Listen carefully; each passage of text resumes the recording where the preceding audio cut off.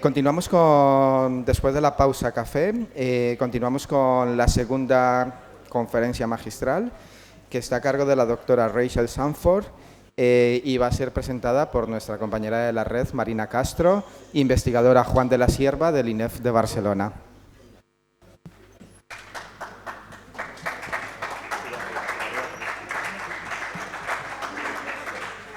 Bueno, buenos días.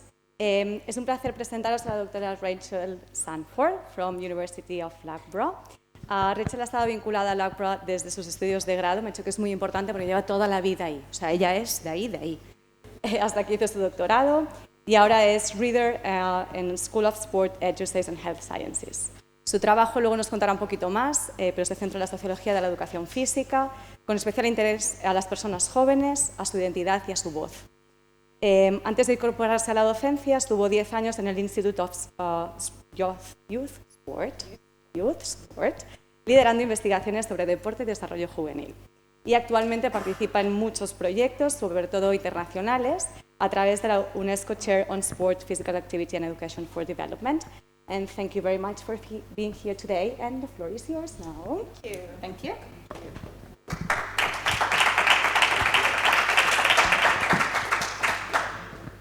Hola, buenos días. You might notice that the title on the screen is not quite the title on other documents, but I will still be talking about the same things. So don't worry, I haven't changed script too much. Thank you for the introduction, and thank you for welcoming us so wonderfully to your university and your city, Jonathan's city. We've very much enjoyed being here. So as we've said, my name is Rachel, and I've been at Loughborough for a long time. Loughborough is a lovely place. Please do come and visit. Ollie's shown you a map. You know how to find us. So just again, a little bit of an introduction for you, but I don't need to go into too much detail. My title is Reader in Physical Education, Youth and Social Justice. Some people feel it's an odd title, but it reflects my journey through my studies, through my research work, and through my agenda, my philosophy in terms of what I want to get through my research. So I'm also recently appointed co-lead of our UNESCO chair. If you want to know a little bit more about the UNESCO chair, you can scan the QR code and read all about it. But as part of that UNESCO chair, I was recently involved in leading the work around UNESCO's quality physical education. And if you haven't read it yet, that's the front page of the report that was co-authored with colleagues and UNESCO. Lots of nice information in there about physical education around the globe, including some interesting discussion around matters of equity and inclusion. So maybe check it out if you want some reading at a later date. Don't look at it now because you have to pay attention. In terms of my experience, I do now have, as my children will tell me, I'm very old, 20 years plus experience of working in research with children and young people in physical education, physical activity and sport. And my research focus, similar in many ways to Ollie, but my research interests are largely around positive youth development, young people's development in and through activity of all kinds, but particularly through physical education. I'm interested, my PhD research was around embodiment and physical culture, how we create our identities, how our bodies represent our identities, which perhaps links with some of the discussions that we've had, and particularly around marginalized youth and marginalized voices. So those young people who are on the margins, who fly under the radar, who we don't usually hear from. And some of the work recently has been with care-experienced young people who are in the care system. And some of that work has led to the discussions that Ollie mentioned earlier around our research around trauma-informed pedagogy. And you'll see through the presentation today that really all of that comes together in what I want to talk about. And in terms of the discussion, it's really based around drawing together those different aspects of my career, my research journey, to talk a little bit about youth voices in physical education. And today we'll focus particularly on LGBTQIA+ voices within that space, but we're going to start by thinking a little bit about youth voice. And again, some of this may be familiar, but some of it may be just a useful foundation to think about what follows. So in terms of youth voice, what we've seen is a growth in what we see called the youth voice agenda. We look at this through physical education and sport, but you can look and track this across lots of different disciplines. Any kind of youth-based work will see this youth voice agenda. And this really reflects some of those social, cultural changes that changes views of what it is to be a child, a young person. And some of that reflects the theoretical kind of foundation of the new sociologies of childhood. The perception that actually childhood now is viewed much more, perhaps, as a social construction than a biological construction. It's not simply a phase of time that you go through before you become an adult, but it is something that is socially constructed. We have an idea of what it is to be a child, what a child can do, could do, shouldn't do, and where they are placed within our society. But moving to this space has been because of some of those broader changes. And some of those include youth transitions. We think about the pathways that young people take into adulthood. Much more complicated now, much more stressful, perhaps much more anxiety-inducing.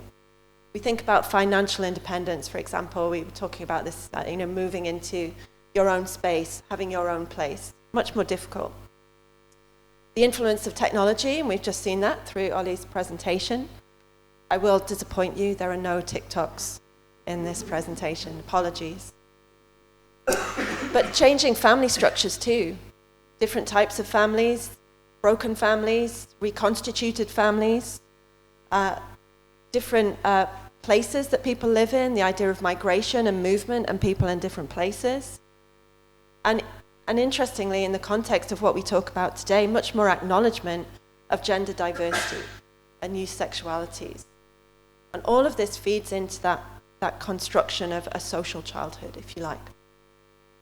But what's really fundamental to this are some of those discussions around structure, what structures we live in, agency, the freedom, the ability that we have to maybe make decisions, and also identity.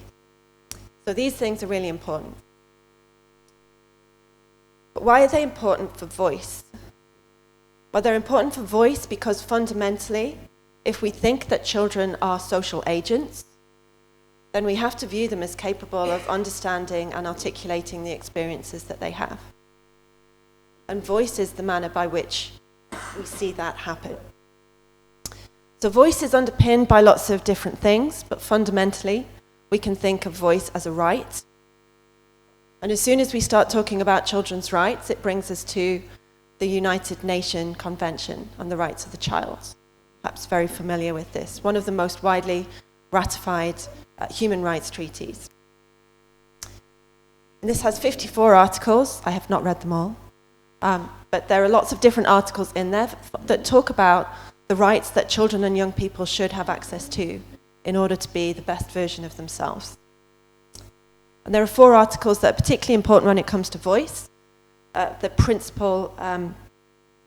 general principles, these 4 articles. So firstly, the non-discrimination, Article 2, Best interests of the child, which is Article 3. The right to life, survival and development, Article 6. And the one that we really always come back to when we're talking about voice is Article 12, the right to be heard. But as we'll go through the presentation today, that intersectional nature of individuals' lives means that actually all of these articles are fundamental when it comes to thinking about voice. So are any of you familiar with the work of UNICEF around rights respecting schools? But they talk about Article 12 in this way. That every child has the right to express their views, feelings, and wishes in matters that affect them, and to have those views considered and taken seriously. So this idea of voice is not simply being asked a question and giving an answer, but it is having their opinions heard and acted upon where relevant, in order to make their experiences meaningful, authentic, and fundamentally to allow them to participate and engage in social life. And again, this is the book. We're doing a bit of a sell of the book today. Ollie mentioned it earlier, but this is a recently edited text around research with children and young people. And in there, the first chapter talks about this landscape of youth and childhood and what is voice within that place. And broadly speaking, we can understand voice as being the means by which children and young people are able to communicate thoughts and feelings, and importantly, play an active role in society, that agentical, their agency again. But I just wanted to throw this one out. We've had 4 of the articles that I mentioned to you, and some work that I'm doing with a PhD student at the moment has really brought this into focus for me. When we think about voice, we think about spoken voice.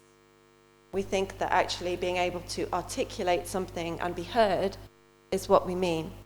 But if we think about Article 13 here, having the right to freedom of expression, being able to impart information and ideas in all sorts of formats. It could be orally, written, in print, through art. And this made me think again of Ollie's presentation and some of the way in which young people are articulating, expressing their ideas. It's not always in the way that we expect. So this is something maybe to bear in mind too. Okay, so we've thought a little bit about voice generally, and we think now, how does this come into education? Why is this relevant to physical education, but education broadly? Okay, so how do we perhaps describe student voice? So student voice can perhaps describe the many ways in which youth actively participate in the decisions that shape their lives and the lives of their peers. I like this definition because it focuses on participation again, but it also recognizes that when voice is given, it is not necessarily singular. It's in community, it's in conversation. We know that voice is good, that it is empowering, that it can be engaging, it can be a way of inclusion, it can be a way of participation. And Warwick and colleagues talk about the idea of the pupil voice imperative, that actually it's a need that we have. And it's also really important for that teaching and learning process, that pedagogy, because it shapes the way that we deliver our sessions, it shapes the way that we facilitate learning, it shapes the way that young people learn. We talked about this in the class yesterday, the students that we joined with yesterday. We talked a little bit about voice as a mechanism for inclusion, for equitable practice. So a fundamental part really of what it is to be a physical education teacher, but also a fundamental part of that physical education landscape more broadly. So if we think about student voices in education as well, we look at this idea from Flutter and Ruddock talking about voice. Hearing what pupils have to say about teaching, learning, and schooling more broadly enables us to look at things from the pupils or the student's perspective. And it allows us to be able to see the familiar differently and to contemplate alternative approaches. Now, fundamentally, isn't that what we need to do as critical pedagogy? We need to perhaps challenge some of those things that are taken for granted. We might need to look afresh at something that we think we know everything about. We might need to think a little bit about what we've planned and what we think will happen.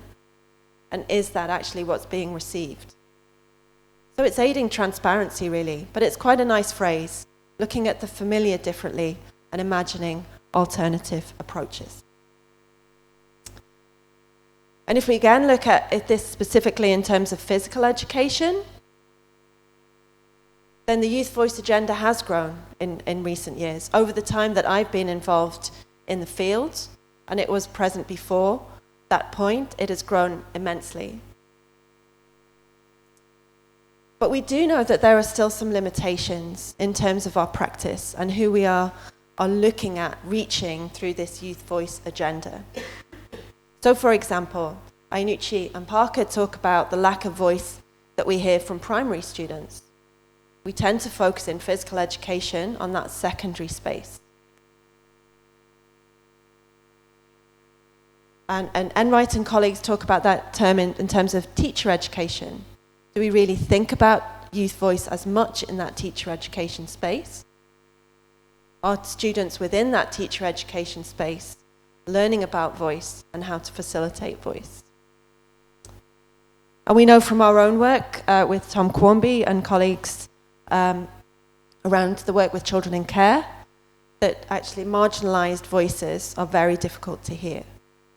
And we can perhaps add to that LGBTQIA plus students, because we know from what we've heard this morning that these young people are often on the margins or often choose to be on the margins.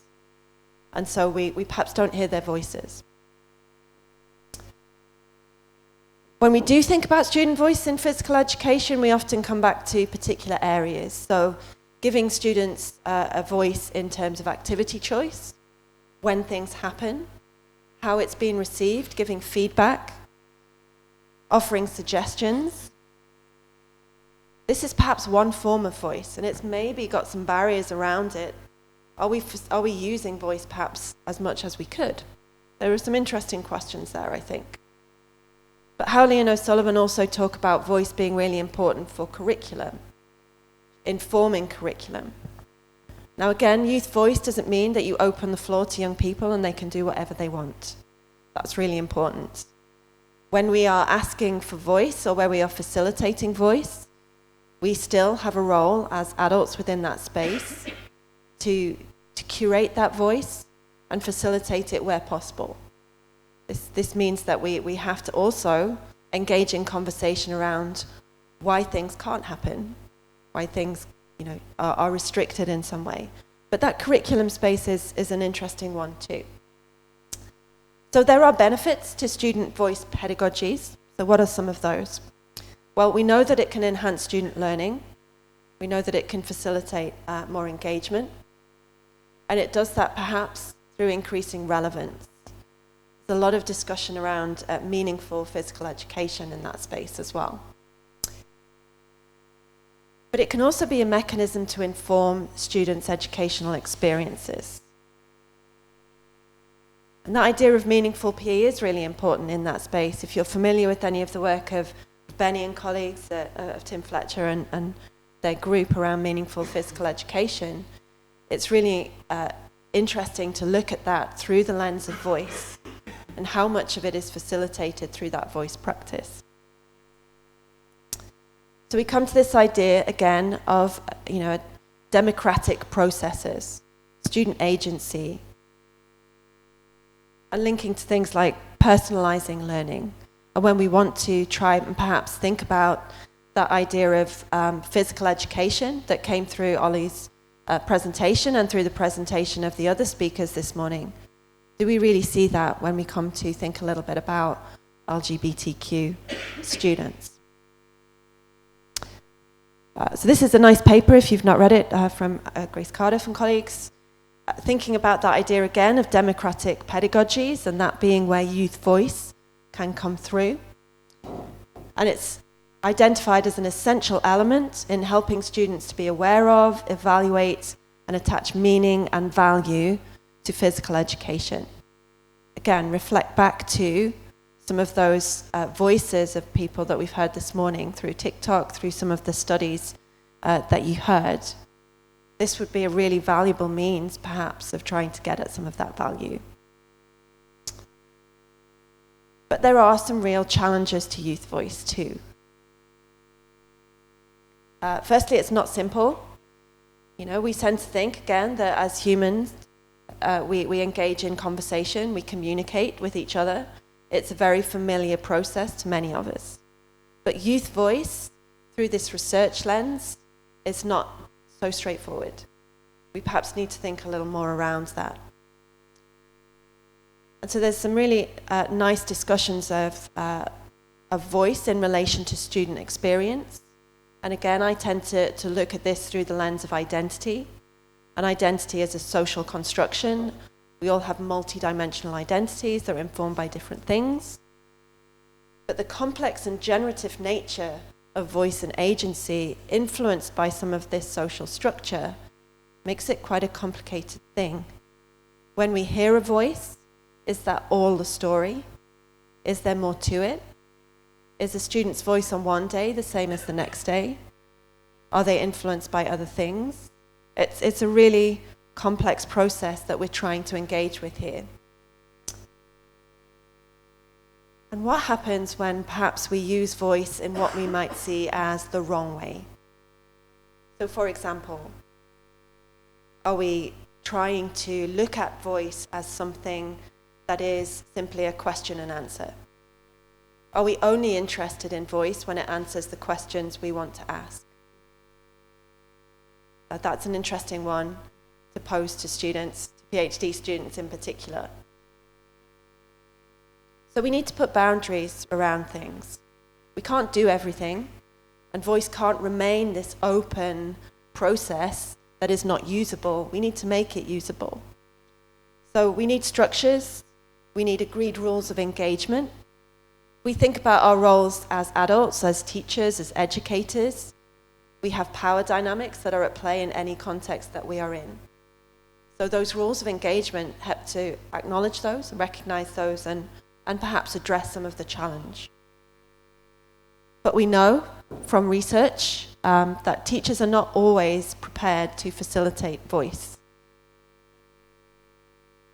And very much the case that teachers are often very much more comfortable with voice in theory than in practice.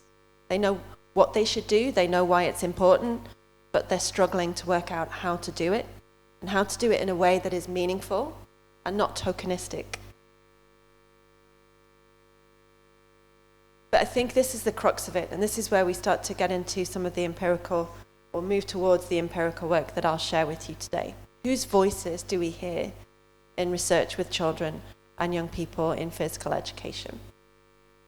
One of the first things that I teach students in our critical pedagogy module at Loughborough is that if you learn nothing from me, remember this, that the students that you teach are diverse, and if they are diverse, then they have diverse voices and diverse experiences, and you must acknowledge that.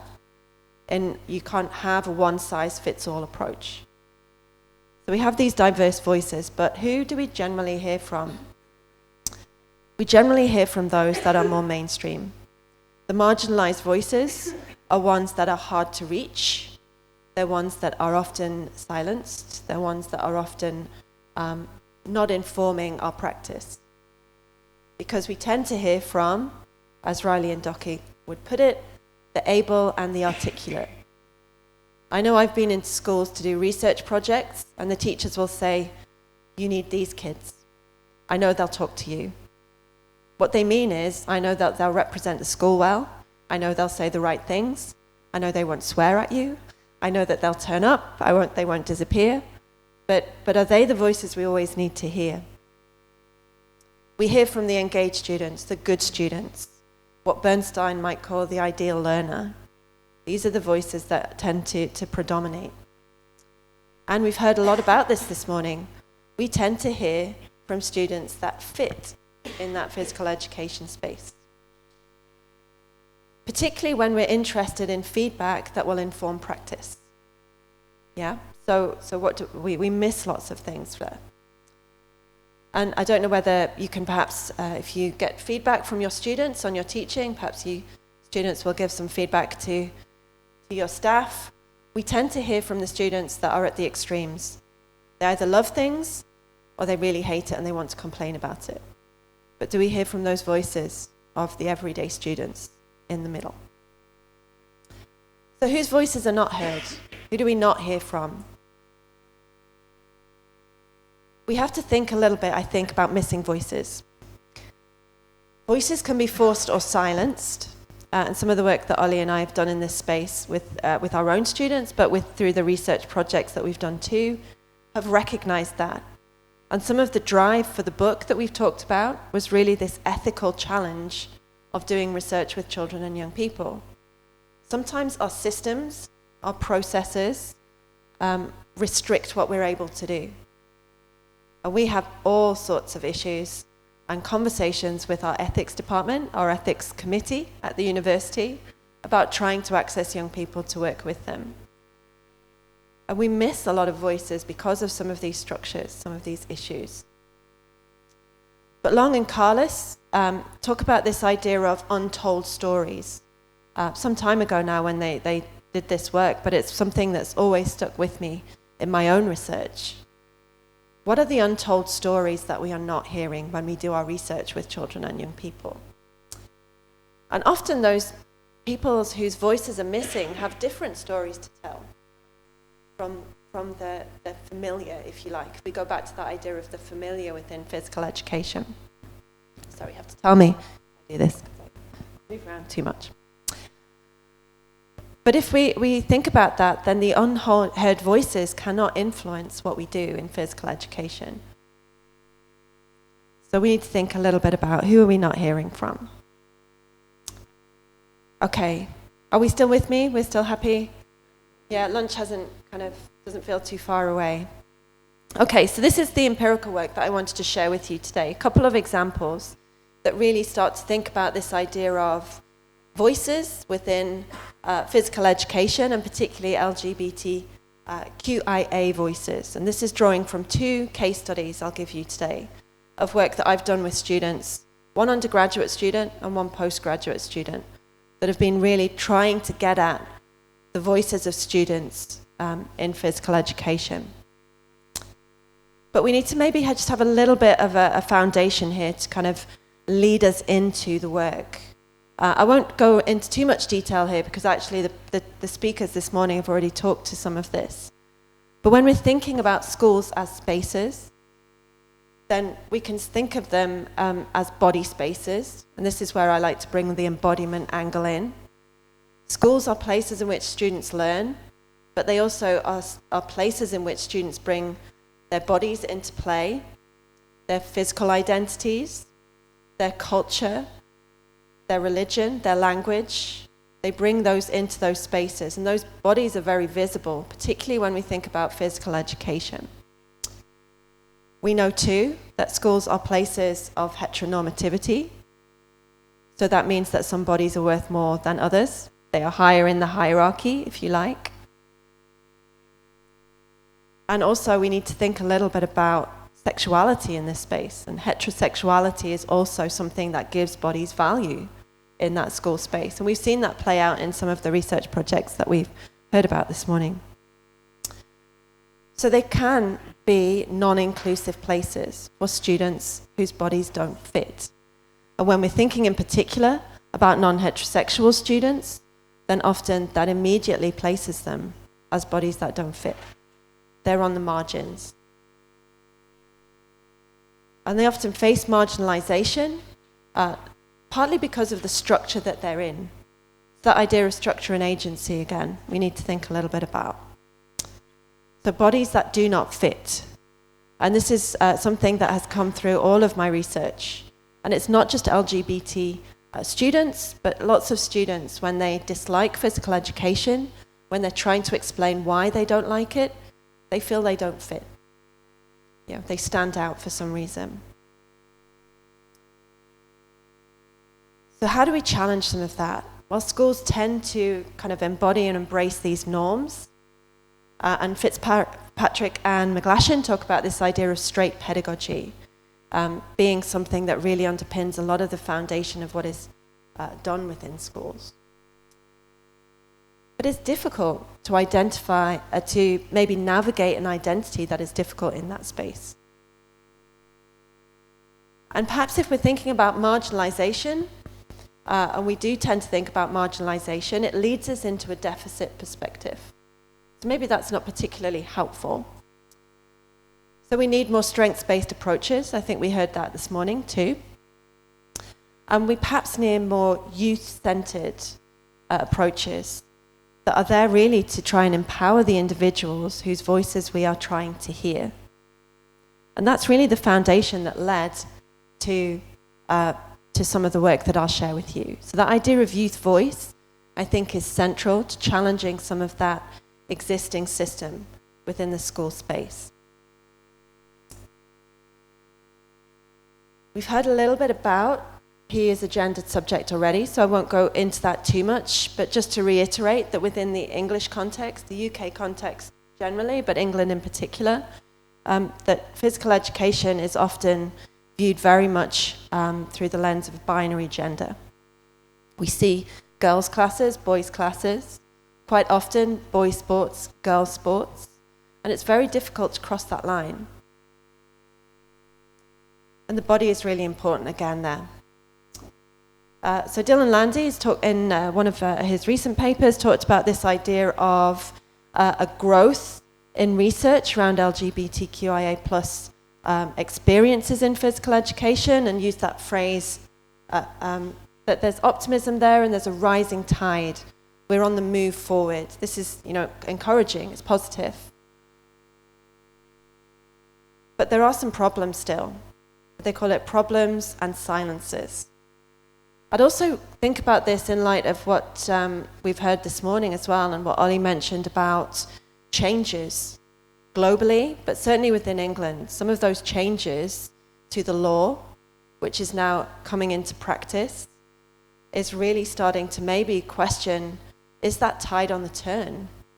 It's a politically driven tide, that if we are trying to make a difference here, are we actually going to start pushing against some of the challenge that's there? And again, those missing voices, it's all really connected together. So this is the first of the two studies, and I'll share some voices with you, because that's a little bit more interesting than just hearing me give my views all the time. This was the first study that I did. It was an undergraduate study, student really interested in this space, wanted to look at exploring transgender issues in physical education. And this was within the English context. So we sought to explore experiences from both teacher and student perspective. But today I will just talk really about that student perspective. But it is important to note that due to some of those ethical challenges, that this was a reflective study. So it was looking at adults again, reflecting back on their physical education experience. It was a mixed method study. It was an online survey that included some closed, some open questions, and it offered the opportunity to talk a little bit about personal experience, but also an understanding of curriculum. And I want to just share some of the ideas with you and see if perhaps it resonates with some of those things that we've heard already today. So it is just a participant survey, just to remind you. Okay, some quotes from students here. So school is already difficult enough without the added difficulty of figuring out your gender. You feel awkward and confused and filled with dread. Okay, we were perhaps hoping for more positives, but again, we see this idea of it being a negative space. Similarly, this idea of perhaps the school structure coming into play. My public school was very sexist, very discriminating against anyone who didn't fit the norm.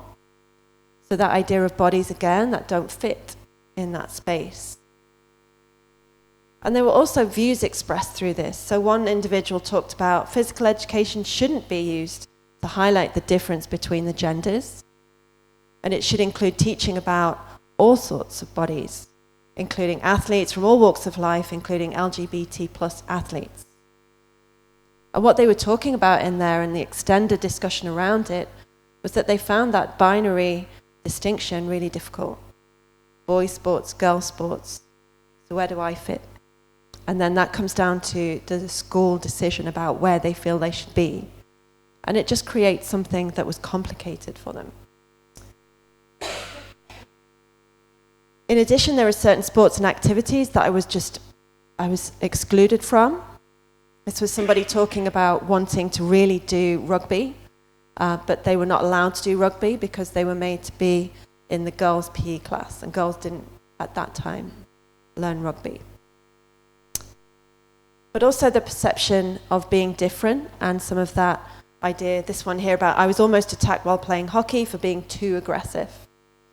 Again, you don't fit those norms of feminine behavior, perhaps, in that case. And what was interesting from the data that's just flagged here, just to flag a little bit of the teacher data in relation to this, When asked if teachers challenged abuse, 75 of the participants said no. You know, if something was raised, if somebody said something, then no, teachers wouldn't address it. They wouldn't challenge it. And then they were asked if they felt teachers would have addressed transphobic comments in particular. 92% said no at that time. So a pretty bleak picture, if you like. And it's important to note here that these were individuals in terms of age. I think they were between 18 and 50. It's quite a difference. But if you think about the different generations of physical education teachers, there were very similar experiences coming through there. There's one study for you. So some key findings. Transgender students felt they weren't accepted. They weren't integrated easily. Teachers seemed to vary in confidence to teach transgender students, and many were not confident to teach them. Transphobia was certainly present, and many students talked about the idea of physical education not being safe. Again, these are familiar thoughts now, based on what we've heard today, right? And teachers are not necessarily viewed as positive role models. So there was a perceived need for a change in practice, a change in education, but there was a recognition from the students that this wasn't just physical education's problem. This was a whole school agenda that needed changing, because some of those issues of not fitting in were also present in other areas, but they were particularly present within physical education because it was a body space, and because it was very gendered, and it was very binary.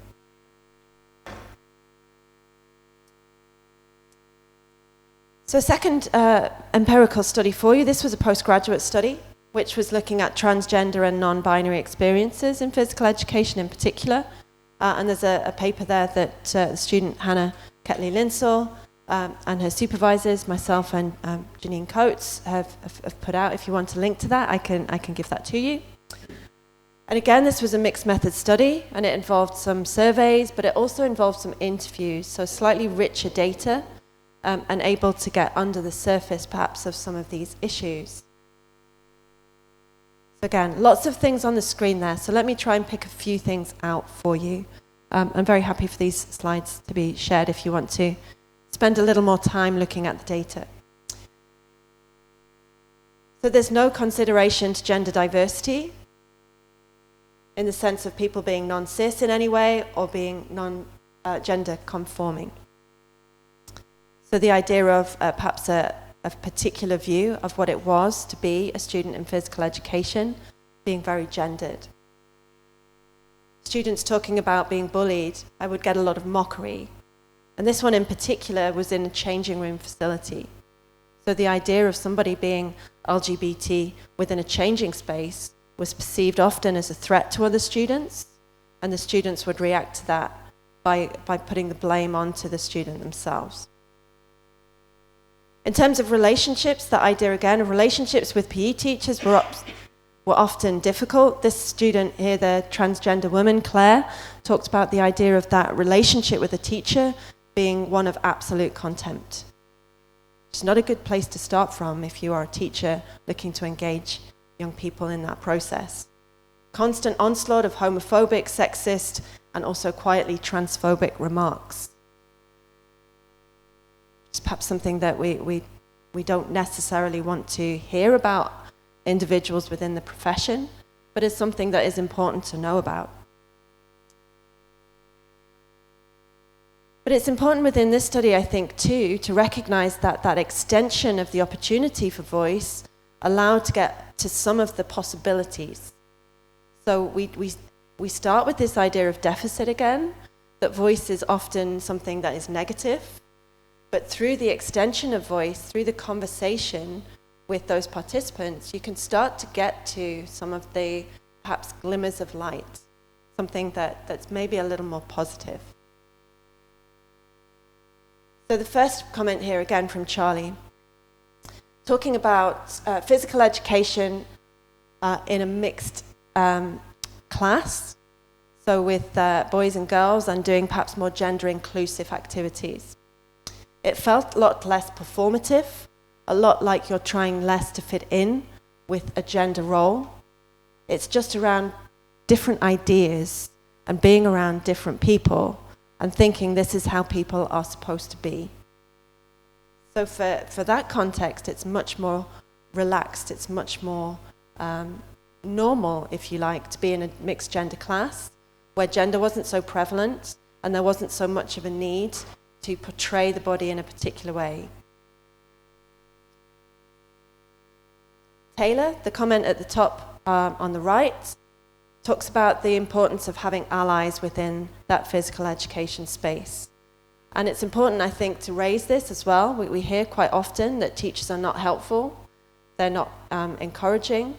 But in a lot of the data that came through this study, there were good allies within that teacher education space, that physical education space. So Taylor talks about, my teacher was accepting and being LGBT herself would encourage me to be myself. So the idea of LGBT staff being able to encourage LGBT students is an important one. Representation matters. We hear this broadly in society too, but representation within that physical education space was particularly encouraging. So again, let's think about changing rooms. We know that changing rooms can be quite charged spaces. But this was an interesting comment from Max, transgender man involved in the study. So gender-neutral changing rooms are the best option and the safest option, in his view. But at the same time, it does feel like you're singled out. You're estranged because you're on your own. So there are possibilities, and we can look at trying to change things, but we've also got to continue that conversation. In England, one of the first changes that was made within physical education was around changing spaces and allowing transgender students, gender non-conforming students, to choose to change in an accessible toilet, an accessible facility, rather than choosing a boys' changing room or a girls' changing room. This is progression, it helps some students, but if we think about that in terms of community, it is separating out, yeah? So that ongoing conversation has been much more about having a conversation with the student about where they feel most comfortable. But this is interesting, again, given what Ollie mentioned earlier in his question, that in England, the change in the law has now enforced a change within schools that they must have a boys' changing room and a girls' changing room and an accessible space that others can use. That othering process is really prevalent. So some interesting comments there from those voices. Again, some of those findings that come through, I'll move on to just make sure that we can kind of get to the end of what we talk about today. But some of those ideas are really reflecting a lot of what we already know. Yeah, we see a lot of the same findings within research. So let's think a little bit about looking forward and where this takes us. So those shared stories are really important. And I think the idea of those different research projects and the ones we heard about today help to reveal some of the perspectives of LGBTQIA plus students. Shared ideas, shared stories.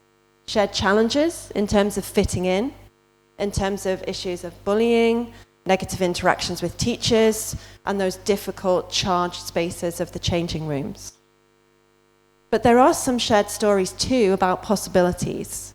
You know, what is working, what has been tried, what has been tested, what are some of those gender-inclusive practices? But there is a big question here. We would say there's an elephant in the room. Don't know how that translates into Spanish. But whose voices are we hearing here? They are reflective experiences of physical education.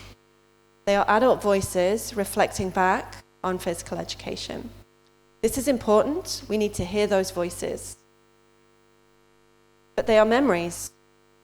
They are shaped by trauma, potentially, and they dwell on those things that have stuck most with that individual.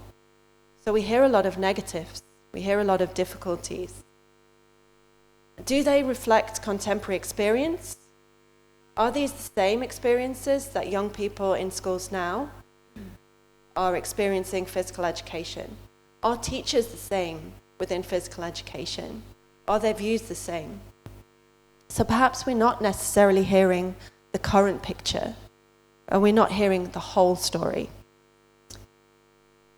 So Herrick and Duncan, I think Ollie mentioned these authors earlier, but they've done a recent scoping review of physical education experiences from the perspectives of LGBTQ plus students. And this was really interesting. Between 1990 and 2019, through that scoping review, they identified only 8 studies. Not many. We think about that rising tide, you know, where is that rising tide bringing the research through? But out of those 8, half drew on adult voices, reflecting back. Only 2 were primarily with LGBTQ adolescents, and one of those studies had 1 participant. So, you know, where are those voices of the young people that we currently have going through physical education? Are we not hearing from them? I will give the caveat that this was publications in English. You may be well ahead in the Spanish context, in which case, you know, get that work out there as far as you can.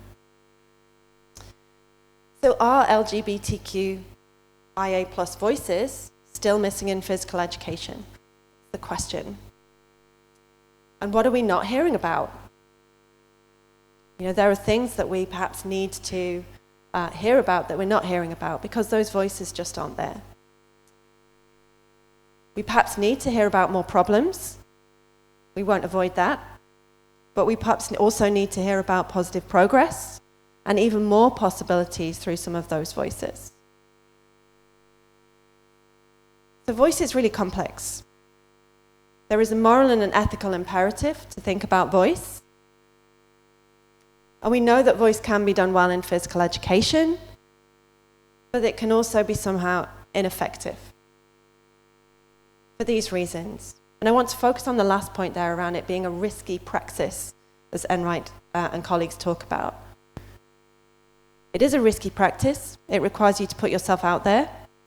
It requires yourself to navigate lots of different processes and structures. I know it's much more difficult to get ethics in our institution to talk to young people than it is to take blood or muscle from somebody else.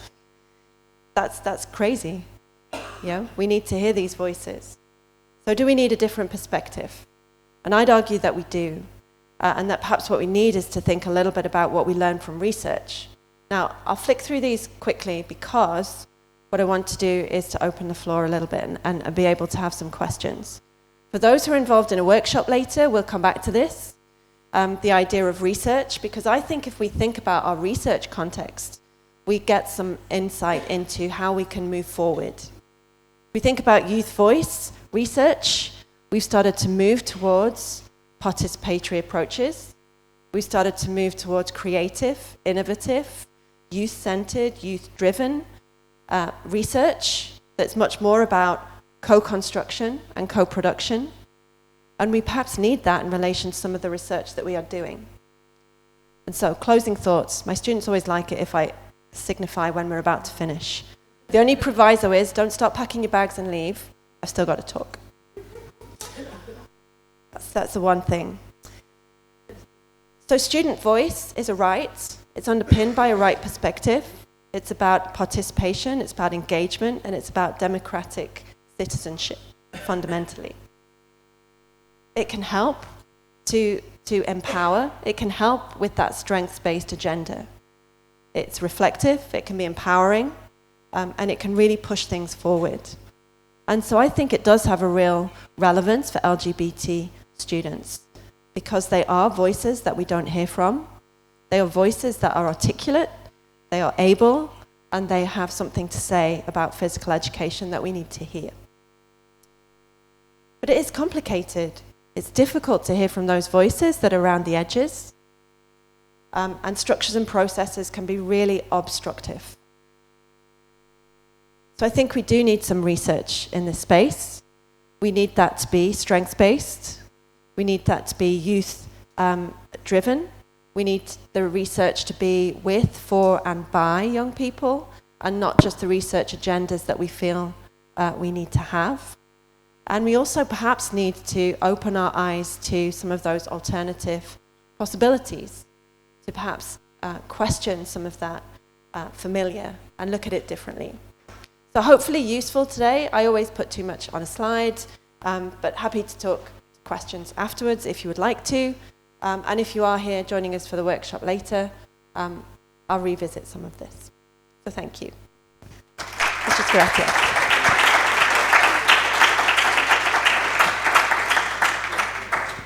Thank you so much. Oops. Yeah. Rachel, for this thoughtful presentation. We are a little bit tight on time. We are, sorry. We are, but that's my way of reducing the number of questions that get asked. But we still have some time for questions. Así que si alguien tiene alguna pregunta, estamos un poquito ajustadas de tiempo, pero y podemos hacerlo como antes. Si alguien prefiere, o aunque esté una reflexión en castellano o lo que sea, después, si lo prefieren, yo lo puedo traducir sin problema. Hemos estado hablando de la importancia de la voz, de la co-construcción, así que a ver si... You can also think about a question and ask me later, if that's easier.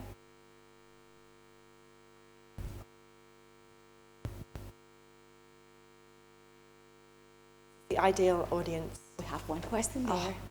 Okay. Hello, Rachel. Thank you.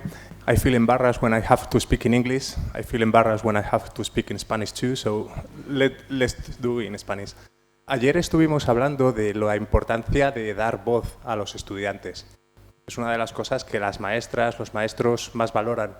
Pero para dar voz a alguien, para que alguien se atreva a hablar, es necesario crear unos espacios, unos ambientes sin amenazas, unos ambientes seguros. Entonces, la pregunta es, ¿de qué manera podemos crear estos espacios y estos ambientes seguros para que realmente el alumnado pueda tener voz y se atreva a hablar? I got some of that, but someone might need to help me out just a little bit. Just to make sure I don't misinterpret your voice. So, thank you for this question. I'll try to make my best in translating. So yesterday in the class you were speaking about the importance of voice and how we teach future teachers. But Gustavo was saying that it's important to create those safe spaces in order to people to be able to articulate their voices. So how can we create those safe spaces? That is a very good question. I think the first place is to recognize that there is no right or wrong way of trying to do voice.